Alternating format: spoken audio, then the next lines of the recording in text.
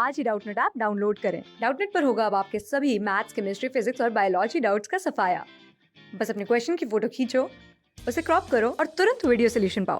Download now.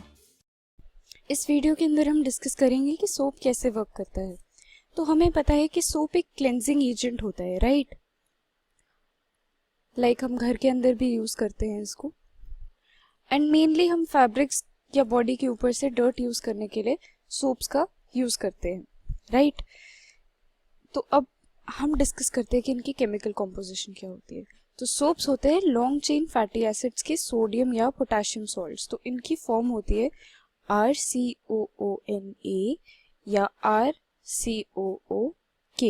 मतलब या तो हमारे पास सोडियम होगा या पोटेशियम का सॉल्ट होगा। और हमारी ये जो लॉन्ग चेन है, लॉन्ग से हमारा मतलब कितना होता है, हमारे कार्बन एटम्स होंगे कुछ 15 या 17। तो हम थोड़े एग्जाम्पल्स देखते हैं हमारे इतने कार्बन एटम्स के फैटी एसिड्स के। ये जो RCO वाला पार्ट है हमारा, ये आता है फैटी एसिड से। तो अगर हमारे पास 15 कार्बन एटम्स हो तो C15H31 COOH, इसको हम कहते हैं पाल्मिटिक एसिड।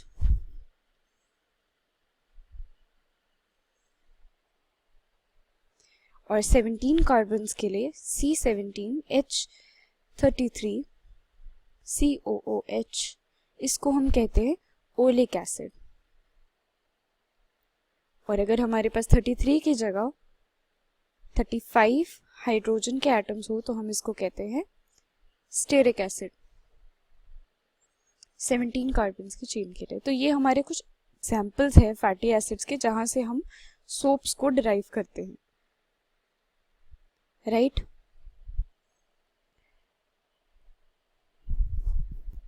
तो ये जो फैटी एसिड्स होते हैं ये एग्जिस्ट करते हैं ट्राई एस्टर्स की तरह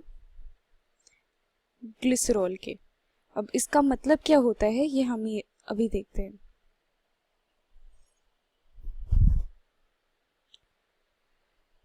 हमारे पास है CH2OH CH2OH CH2OH। अब यहाँ पे हमारे पास 3 अल्कोहल के ग्रुप्स है। तो ये एक टाइप की ट्राई हाइड्रिक अल्कोहल हुई, क्योंकि यहाँ पे हमारे पास 3 OH के ग्रुप्स हैं। अब इसको हम 3 मोल्स के साथ रिएक्ट करवाते हैं फैटी एसिड के। इस कंपाउंड को हम कहते हैं ग्लिसरॉल। तो फैटी एसिड्स हमारे क्या होते हैं? RCOOH, right? तो हम इसका OH पार्ट जो है वो लेफ्ट साइड में लिखेंगे ताकि हमारे लिए थोड़ा इजी हो जाए। ये है हमारे पास एक फैटी एसिड का मॉलिक्यूल, ये दूसरा, ये तीसरा।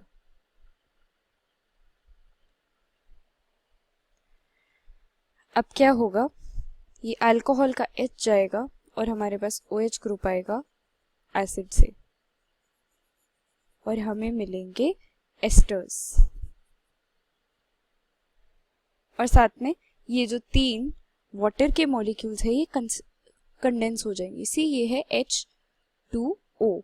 तो ये तीनों वाटर मॉलिक्यूल्स हमारे सिस्टम में से कंडेंस आउट हो जाएंगे और हमारे पास क्या बचेगा?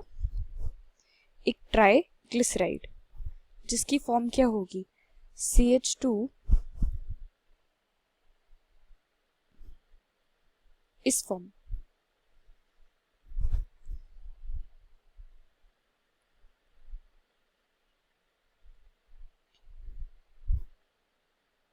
तो इसको हम कहते हैं ट्राई ग्लिसराइड।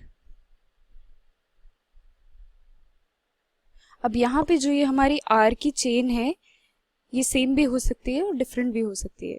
ये चीज हमने नोट करनी है, जरूरी नहीं है कि ये एक ही हो। तो अब हम देखते हैं कि इससे हम सोप को कैसे प्रिपेयर कर सकते हैं। तो ये अगर हम ग्लिसराइड ले, जो कि एक ट्राई एस्टर है ग्लिसरॉल का, हम इसको लिखते हैं CH2O COR CHO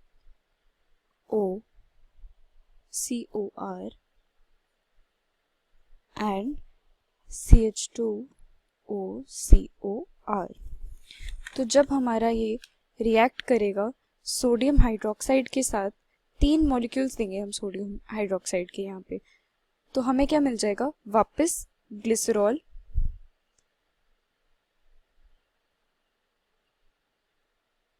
और इसके साथ हमें मिलेगा एक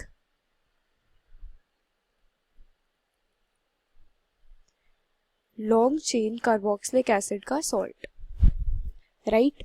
तो हमने पिछले वीडियो में देखा था कि ये जो RCOO वाला पार्ट है ये होता है हमारा हाइड्रोफोबिक पार्ट, और ये जो Na होता है ये होता है हमारा हाइड्रोफिलिक पार्ट। तो हमारे सोप मॉलिक्यूल्स क्या करते हैं, जो ये RCONA वाला पार्ट है ये हाइड्रोफोबिक है, मतलब ये वाटर के अंदर डिसॉल्व नहीं करता, तो ये डिसॉल्व कर लेता है हमारे ऑयली डर्ट को, और फिर ये इनकैप्सुलेट कर लेते हैं, इसके काफ़ी सारे मॉलिक्यूल्स मिलके इनकैप्सुलेट कर लेते हैं एक माइसल स्ट्रक्चर बनाने के लिए। जैसे ये हमारी डर्ट का पीस था, तो हमारे जो ये कार्बोक्सिलिक एसिड की चेन है ये डिसॉल्व कर लेगी इसको, और हमारे पास बाहर की तरफ बचेंगे हाइड्रोफिलिक पार्ट। तो इसीलिए हमारा जो सोप है उसको रिंस ऑफ करना बहुत इजी हो जाता है, डर्ट को भी रिंस ऑफ करना बहुत इजी हो जाता है। तो अब ये जो प्रोसेस होता है ये हम कैसे करवाते हैं, हम जो हमारे पास ये ऑयल है या फैट है इसको हम एक बिग पैन के अंदर ले लेते हैं, फिर उसके अंदर हम एक एक्वा सॉल्यूशन डाल देते हैं NaOH या KOH का, इस केस के अंदर हमने सोडियम हाइड्रोक्साइड डाला है, और हम कॉन्स्टेंटली स्टर करते रहते हैं। ये जो सोल्यूशन होता है दिस शुड बी 20% सोल्यूशन। तो इससे हमारे पास प्रोडक्ट्स बनते हैं सोप के और ग्लिसरॉल के। तो ये जो मिक्सचर होता है ये काफी थिक एंड ऑयली होता है, so this is very thick and oily. तो इसके अंदर हम क्या ऐड करते हैं, NaCl यानी कि कॉमन सॉल्ट। तो इससे क्या होता है कि हमारा जो सोप वाला पार्ट है दिस पार्ट ये बहुत लाइट होता है नेचर में, तो ये ऊपर आ जाता है, और ग्लिसरॉल जो है हमारे पास वो एक सेपरेट लेयर के अंदर नीचे रह जाता है। तो ये जो पूरा प्रोसेस है सोप बनाने का इसको हम क्या कहते हैं, सेपोनिफिकेशन। और ये जो हमने NaCl डाला है हमारे इस मिक्सचर के अंदर, इसको हम कहते हैं सॉल्टिंग आउट ऑफ सोप।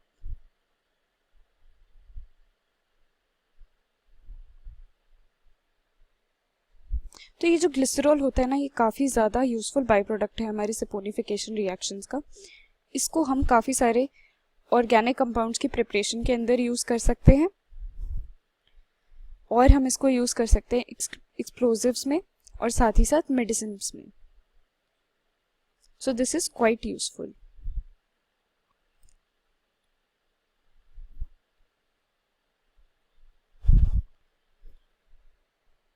अब सेपोनिफिकेशन का प्रोसेस करवाते टाइम हम सोडियम कार्बोनेट यानी कि Na2CO3 या सोडियम फॉस्फेट भी डाल सकते हैं।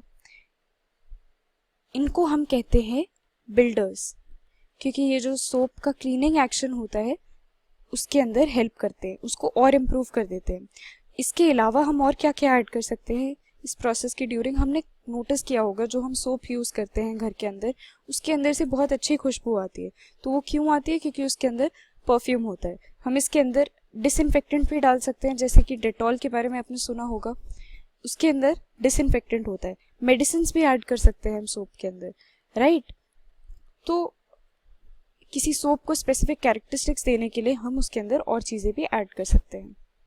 क्लास 6 से 12 से लेके नीट, IIT, JEE मेंस और एडवांस के लेवल तक 10 मिलियन से ज्यादा स्टूडेंट्स का भरोसा। आज ही डाउनलोड करें डाउटनेट ऐप या व्हाट्सएप कीजिए अपने डाउट्स 8400 400 400 पर।